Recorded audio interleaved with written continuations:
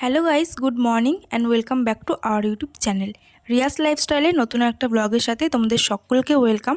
আশা করি তোমরা সকলে খুব ভালো আছো, আর রোজকার মতন আমিও ভীষণ ভালো আছি। তো যারা যারা আজকে আমার চ্যানেলে নতুন, চ্যানেলটাকে সাবস্ক্রাইব করে দিয়ে পাশে থাকা বেল আইকনকে প্রেস করে দেবে, যাতে ভিডিও পোস্ট করলে সবার আগে নোটিফিকেশন তোমাদের কাছে পৌঁছয়। আর ভিডিওটা ভালো লাগলে লাইক করবে। তো দেখতে পাচ্ছ সকাল সকাল একদম পুজো নিয়ে বসে পড়েছি, আর আজকের দিনটা হচ্ছে বৃহস্পতিবার। তো এখানে যে যে ফুলগুলো দেখছো তার বেশিরভাগই আমাদের বাড়ির, যেমন এই রঙ্গন ফুল, কলকে ফুল আর এই জবা ফুল, এইগুলো আমাদের বাড়ির। তো আমি এখানে সেপারেট করে তোমাদের দেখিয়ে দিচ্ছি। আর এই সাদা ফুলেরও কিছু অংশ, যেমন মাধবীলতা, এইগুলো আমাদের বাড়ির, আর বেলপাতা। তো আজকে যেহেতু বৃহস্পতিবার, সেই কারণে এখানে বেলপাতা, দুব্ব, তুলসী পাতা আর আমের পল্লব তুলে নিয়েছি। আর পুজোর জন্য এখানে বসে পড়ছি সমস্ত কিছু গুছিয়ে নিয়ে। তো এখানে আমি পুজো করতে করতে তোমাদের সাথে ছোট্ট করে আমি ব্লগটা শেয়ার করছি। তো এখানে ফুল টুল ভালো করে ধুয়ে নেওয়ার পরে এখানে আমি স্বস্তিক চিহ্ন এঁকে নেব। তো এক হাতে করে ফোন ধরে আমি আর এক হাতে মানে ভালো মতন সিঁদুরটা লাগাতে পারছিলাম না, সেই কারণে আমি ফোনটা রেখে দিয়ে তারপরেই এখানে আমি দু হাতে তুলে নিয়ে আঁকছিলাম। আর প্রচণ্ড গরম পড়ছে এদিকে, সব দিকেই পড়ছে গরমটা, গরমে একদম মানুষের নাজেহাল অবস্থা। তো যাই হোক, এর মধ্যেই থাকতে হবে, কিছু করার নেই যতদিন না গরম না যাচ্ছে। তো তারপরে পুজো করতে করতে দেখছি হঠাৎই তোমাদের দাদাভাই বাড়ি এসেছে। তো আমি ঠাকুর ঘর থেকে একটু ছোট্ট করে দেখিয়ে দিলাম, আর অবাক হয়ে গেছে আমি ফোনটা হাতে নিয়ে রয়েছি বলে। তো আমি জানতাম না যে বাড়ি আসবে, সকালবেলায় পুজো দিতে দিতে দেখছি উনি বাড়িতে হাজির। তো যাই হোক, আমি আবার পুজো দিতে শুরু করলাম। তো এখানে ঘটের উপর আমের পল্লব আর এই যে ঘট বসানো হয় যেখানে, সেখানে দুব্ব দিয়ে আমি ঘরটা সাজিয়ে নিয়েছি। আর তারপর এখানে আমি ঘট বসিয়ে নিচ্ছি। অনেক ফুল পেলে, বিশেষ করে বাড়ির ফুল, এইসব দিয়ে পুজো দিতে না ভীষণ ভালো লাগে। তো ফুল দেওয়া তো হয়ে গেছে, এবার আমি ঠাকুরের প্রসাদ দেওয়ার জন্য ঠাকুরের থালা গ্লাসগুলো রেডি করছি এখানে। আচ্ছা, এখানে আমি দুটো প্রসাদ দেখাচ্ছি কেন সেটা আমি বলছি। একটা আমার শ্বশুরমশাই মানে বাবা নিয়ে এসেছে প্রসাদ, যেটা হচ্ছে বাঁদিকে, আর এই দইটা আর এই প্রসাদটা নিয়ে এসেছে তোমাদের দাদাভাই বাড়ি আসার সময়। কিন্তু দুটো প্রসাদই খুলে দেখছি দুইজনা একই প্রসাদ এনেছে। তো অভাবনীয়ভাবে মিলে গেল, সেটাই আমি দেখছি। তো যাই হোক, দুজনার প্রসাদই আজকে ভগবানকে আমি দেব, আর দইটাও দিয়ে দেবো। আর দইটা ঠাকুরের জন্যই নিয়ে এসেছে মূলত, এই কারণে একটু ছোট ভাঁড়েই নিয়ে এসেছে। তো চলো আমি ঠাকুরকে সমস্ত প্রসাদগুলো দিয়ে দিই, তোমরা দেখতে থাকো। তো ঠাকুরের থালাতে তো প্রসাদ আর গ্লাসে জল দেওয়া হয়ে গেছে। এবার আমি তুলসী পাতাগুলো জলে আর হচ্ছে কি প্রসাদের উপরে তুলসী পাতা দিয়ে দেবো। তো ঠাকুরের প্রসাদে কিন্তু তুলসী পাতা, আর ঠাকুরের গ্লাসের জলেও কিন্তু তুলসী পাতা দিতে হয়। এটা তো আমরা বাঙালিরা সবাই জানি, তো সেটাই আমি ওখানে করছি। তো আমার ঠাকুরের সমস্ত কিছু গোছানো হয়ে গেছে। তো এবার আমি একটু ভগবানকে প্রণাম করে নিচ্ছি, আর তারপরে আমি ঠাকুরকে আরতি করে নেব। তো এই যে আরতি করতে লেগে গেছি, এখানে প্রথমে আমি প্রদীপ দেখিয়ে নিচ্ছি। তো ভালো করে প্রদীপ দেখিয়ে তারপরে এক এক করে যা যা হয়, ধূপকাঠি আর হচ্ছে গিয়ে ধুনো ধরিয়েছিলাম। যেহেতু বৃহস্পতিবার ছিল সেহেতু তো ধুনো তো ধরাতেই হয়, আর ধুনোর গন্ধটা কিন্তু খুব সুন্দর লাগে। কিন্তু আজকে না ভালো করে ধুনোটা ধরাতে পারিনি, কারণ ওই যে নারকেলের ছোবা বেশি ছিল না, সেই কারণে আমি আজকে ভালো করে ধুনোটা ধরাতে পারিনি। কিন্তু হ্যাঁ, ধরেছে, অসুবিধা সেরকম হয়নি, ভালোই ধোয়া হয়েছে। তো তারপরে আরতি শেষ করে আমি এখানে একটু মেঝেতে আলপনা দিয়ে দিচ্ছি, যেহেতু আজকে বৃহস্পতিবার আলপনা তো দিতেই হবে, সে কারণে একটু আলপনা দিয়ে নিচ্ছি। আর তারপরে একটু শঙ্খ বাজিয়ে নিলাম, বৃহস্পতিবার দিন শঙ্খ তো বাজাতেই হয়। আর আমাদের এখানে না প্রত্যেক দিনই শঙ্খ বাজে, বৃহস্পতিবার বলে কোনো ব্যাপার না।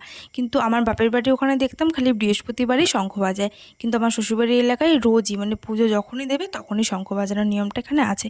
আর এই নিয়মটাও কিন্তু ভালো লাগে, পুজো হবে আর শঙ্খ বাজবে না, ঘন্টা বাজবে না, সেটা কি ভালো লাগে নাকি? তো সেই কারণে আমি একটু শঙ্খ বাজিয়ে নিলাম। তো এই যে পুরো পুজো শেষ হয়ে গেছে। তো এবার আমি ঠাকুর ঘর থেকে পর্দা লাগিয়ে বেরিয়ে আসবো। তো বেরিয়ে এসে দেখো আমার প্রচণ্ড গরম লেগে গেছে বলে একটু হাওয়া খাবো বলে ঘরের দিকে আসলাম, আর তারপরে প্রসাদ তুলে নিয়েছি। আর প্রচণ্ড গরম লাগছিল, পাখা চালিয়ে আমি এখানে প্রসাদ নিয়ে বসে পড়েছি। তো বৃহস্পতিবার দিন আমাদের এখানে উপোস করেই পুজো দিতে হয়, তো ওই প্রসাদ খেয়ে উপোসটা ভঙ্গ করলাম। তো তারপরে এসে দেখছি টেবিলে যে তোমাদের দাদাভাই বাড়ি আসার সময় ঠাকুরের জন্য যে প্রসাদ আর দই এনেছিল, তার সাথে সাথে আমার জন্য ছেঁড়া পরোটাও নিয়ে এসেছিলো। তো ছেঁড়া পরোটা খেতে আমি ভালোবাসি, সেই কারণেই নিয়ে এসেছিলো। আর এটা আমি দেখে খুব সারপ্রাইজ হলাম, সকাল সকাল পছন্দের ব্রেকফাস্ট কার না পছন্দ হয়, তাই না? তো এই যে এখানে আমি খাবারটা বেড়ে নিচ্ছি। আমি খাবো ছেঁড়া পরোটা আর তোমাদের দাদাভাই খাবে ভাত, তো সেই কারণে দুজনের এখানে খাবার বেড়ে নিচ্ছি আমি। তো এই যে এখানে দুটো প্লেট রেডি, একটা আমার ছেঁড়া পরোটা আর তরকারি, আর এখানে ছিল তোমাদের দাদাভাইয়ের জন্য ভাত। তো তো সকাল সকাল এসে স্নান টান করে নিয়েছিল, তারপরে আমরা দুজনা খেতে বসে পড়েছিলাম। আর এখানে মা বানিয়েছিল হচ্ছে কি আলু দিয়ে একটা ছোট্ট ছোট্ট বড়া টাইপের, তো সেটাই আমি একটু খেয়ে দেখলাম, ভালোই লাগছিল গরম গরম খেতে। তো তারপরে দুজনা গল্প করতে করতে সকালের ব্রেকফাস্টটা এনজয় করছিলাম। তো এখানে দুজনা বসে আমরা গল্প করছিলাম আর খাওয়া দাওয়া করছিলাম। তো কী নিয়ে গল্প করছিলাম আর হাসাহাসি হচ্ছিল সেটা আর এখন মনে নেই। তো তারপরে এখানে একটু বেলা হলে আমরা এখানে একটু শরবত করব বলে বসে পড়েছি আমি। তো তোমাদের দাদাভাই একটু বাজারে গেছিলো, তো এসে বললো একটু শরবত খাবে, সেই কারণে আমি এখানে লেবু কেটে নিয়ে একটু শরবত তৈরি করছিলাম। আর খালি লেবু আর লবণই দিয়েছি, তোমাদের দাদাভাই চিনি খায় না, সেই কারণে খালি লবণ দিয়ে আর লেবু দিয়ে একটু শরবত করে দিচ্ছিলাম। তো ভালো করে লেবু চিপে নিয়ে তারপরে আমি চলে গেলাম একটু বেসিনে হাত ধুতে। হাতটা ধুয়ে এসে তারপরে লবণ দিলাম খালি। আমি বলেছি আগেই যে চিনি দিইনি, কারণ এখানে খালি লবণ আর লেবু দিয়েই করেছি। তারপরে ঠান্ডা ঠান্ডা জল ঢেলে দিয়েছি গ্লাসে, আর দুটো গ্লাসে শেক করে নিয়ে ভালো করে শরবতটাকে বানিয়ে দিলাম। তো আমি যেহেতু শরবত খাইনি, সেই কারণে আমি একটু দই নিয়ে বসে পড়েছিলাম দই খেতে। তো আমি এখানে দইটাই খাচ্ছিলাম। তো তারপরে এখানে আমি দেখো প্যাকেটে সবজি গুছাচ্ছি, কারণ তোমাদের দাদাভাই আজকে চলে যাবে ডিউটিতে। তো সেই কারণে প্যাকেটে আমি কিছু সবজি গুছিয়ে দিলাম। আর এখানে আমি এখন রান্না করব পনির, তো সেই কারণে ফ্রিজ থেকে পনির আর সবজি বার করলাম। তো এখন চলো রান্নাঘরে যাওয়া যাক আর রান্না করে নিই। তো এই যে এখানে পনির নিয়ে এসেছি, পনিরটাকে এখানে ভালো করে কেটে নেব। তো এখানে পনির কেটে নেব, তারপরে আমি সবজি কেটে নিয়ে রান্না করব। তো তোমাদের দাদাভাই আজকে সকালেই এসেছে, একটু দরকার ছিল বলে এসেছিল, আর আজকেই চলে যাবে। তো সেই কারণে আমি রান্না করছি পনির আর ভাত এখানে করব। তো আমাদের কিন্তু সকাল সকাল রান্না হয়ে গেছে। আমার শাশুড়ি মা কিন্তু সকাল সকাল ভাত, ডাল, অন্যান্য সবজি ভাজা সমস্ত কিছুই করেছে, যেটা তোমরা দেখলে সকালবেলা তোমাদের দাদাভাই খাচ্ছিল। তো আমি এই রান্নাটা একটু পরে করলাম, যেহেতু তোমাদের দাদাভাই ডিউটিতে যাওয়ার সময় খাবার নিয়ে যাবে, সেই কারণে আমি একটু গরম গরম খাবারটা করে দিচ্ছিলাম। তো পনির আর এখানে ভাতই আমি এখানে করব বলে রান্নাঘরে চলে এসেছি। তো ভালো করে আমি এখানে পনিরগুলো কেটে নিলাম আর তারপরে সবজি কাটবো। তো পনিরে আজকে আলু আর পটল দেব, তাছাড়া আর কোনো কিছু দেব না। আমার কিন্তু নর্মালি পোস্ত, চারমগজ, কাজু বাদাম দিয়ে যে পনিরটা করি সেটাই বেশি ভালো লাগে। কিন্তু যেহেতু আজকে খাবার নিয়ে যাওয়ার ব্যাপার আছে, তো অত রিচ করে তো রান্না করা যাবে না, সেই কারণে এখানে আলু আর পটল দিয়েই পনিরটা আমি করে নেব। তো তো এই দেখো আলু, পটল, টমেটো আর পনির আমার এখানে কাটা হয়ে গেছে। তো তারপরে আমি এখানে পনিরগুলো ভালো করে ভেজে নিচ্ছি। আর পনির কিন্তু একটু হালকা করেই ভাজতে হয়, নাহলে কিন্তু পনির শক্ত হয়ে যায়, আর শক্ত পনির খেতে একদম ভালো লাগে না। তো তারপরে আমি তেলে ভালো করে পটল আর আলু লাল লাল করে ভেজে নিয়েছি, আর তারপরে মশলা দিয়ে আমি ভালো করে কষিয়ে নিচ্ছি। তো এই দেখো একদিকে পনির বসিয়েছি আর একদিকে এখানে ভাত বসিয়েছি, ছোট্ট হাঁড়িতে করে, খালি তোমাদের দাদাভাইয়ের মতনই এখানে ভাত করছি। তো ভাত বসিয়ে দিয়ে আমি এইদিকে চলে আসলাম, একটু দেখাচ্ছি ফার্নিচারটা। এটা হচ্ছে আমাদের ঘরের একটা আলনা তৈরি হচ্ছে।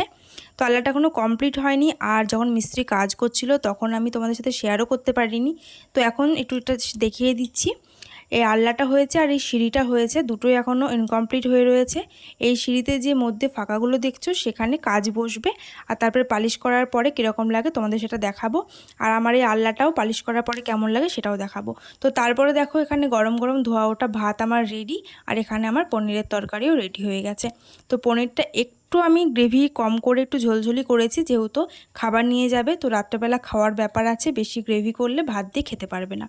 তো তারপরে আমি এখানে ভাত বেড়ে নিচ্ছি, মানে গরম ভাত তো নিয়ে যাওয়া যায় না, তাহলে তো নষ্ট হয়ে যাবে, সেই কারণে আমি এখানে টিফিন বক্সে ভাতটা বেড়ে নিচ্ছি, আর এটাকে নিয়ে গিয়ে পাখার তলায় রাখবো। তো ফ্যান চালিয়ে রাখলে ভাতের গরম ভাপটা বেরিয়ে গেলে ভাতটা নষ্ট হবে না। তো এখানে আমি ভাত বেড়ে নিয়েছি, আর অন্য টিফিন কোটোতে পনিরের তরকারিও এখানে বেড়ে নিচ্ছি। তো দুটো নিয়ে গিয়ে আমি পাখার তলায় রাখবো, যাতে তরকারি থেকে আর ভাত থেকে গরম ভাপটা বেরিয়ে যায়। আচ্ছা, তারপর আমরা দুপুরবেলা খাওয়া দাওয়া করে একটু রেস্ট নিয়েছি, আর এখন বাজে দুপুর 3টে। তোমাদের দাদাভাইয়ের খাবার এখানে গুছিয়ে দিচ্ছি। আচ্ছা, ভাত আর পনির করার সাথে সাথে তখন আমি একটু পোস্ত দিয়ে আলু ভাজাও করেছিলাম, যেটা তোমাদের সাথে শেয়ার করা হয়নি। তো এখানে ডাল, পনিরের তরকারি, আর সকালে বড়া ভাজা, আর দুপুরবেলা করেছিলাম আলু দিয়ে পোস্ত দিয়ে ভাজা, সেটা আর লেবু, সমস্ত কিছু খাবার আমি এখানে প্যাক করে দিচ্ছি।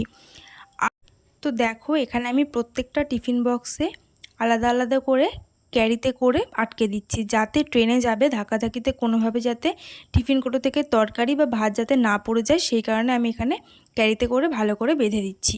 তো তারপরে এই যে ব্যাগে দিয়ে দিলাম খাবার, সবজি সমস্ত কিছুই দিয়ে দিলাম গুছিয়ে। তো তারপরে যে ও রেডি হচ্ছিল ডিউটিতে যাওয়ার জন্য। তো আজকের মতো ভিডিওটা এই পর্যন্তই। সবাই প্লিজ চ্যানেলটিকে সাবস্ক্রাইব